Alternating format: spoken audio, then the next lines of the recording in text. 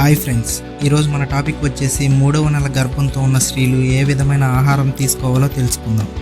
ఈ సమయంలో తల్లి ఆరోగ్యం, బిడ్డ అభివృద్ధి చాలా ముఖ్యమైనది. కాబట్టి సరైన ఆహారం తీసుకోవడం అనేది చాలా అవసరం. 3వ నెలలో గర్భిణీలు ప్రోటీన్లు, విటమిన్లు, ఖనిజాలు మరియు ఐరన్ ఎక్కువగా కలిగిన ఆహారాన్ని తీసుకోవాలి. ఈ సమయం బిడ్డ అభివృద్ధి కోసం చాలా కీలకం. ప్రోటీన్లు ఉండే ఆహారాలు: మాంసం, చేప, కోడిగుడ్లు, పప్పులు, వీటిల్లో ఎక్కువగా ప్రోటీన్లు ఉంటాయి.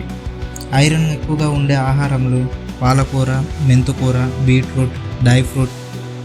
ఐరన్ ఎక్కువగా ఉంటుంది. పాలు, పెరుగు, పన్నీర్, బాదం వంటి వాటిల్లో కాల్షియం అధికంగా ఉంటుంది. అలానే 3వ నెల గర్భంతో ఉన్నప్పుడు కొన్ని ఆహారములు కూడా తీసుకోకూడదు. అవి ఏమిటంటే బర్గర్, పిజ్జా మరియు ప్యాకెట్ ఫుడ్స్. అలానే వంటల్లో మసాలాలు కూడా తగ్గించి వాడుకోవాలి.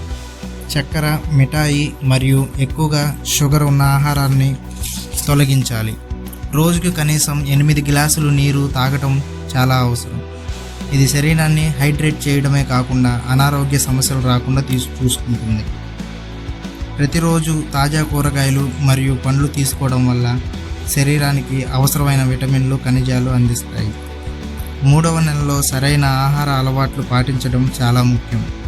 నేను చెప్పిన ఈ సలహాలు బిడ్డ అభివృద్ధికి మరియు తల్లి ఆరోగ్యానికి ఎంతో సహాయపడతాయి. ఈ వీడియో నచ్చితే లైక్ చేయండి, షేర్ చేయండి. మరిన్ని వీడియోస్ కోసం సబ్స్క్రైబ్ చేసుకోండి.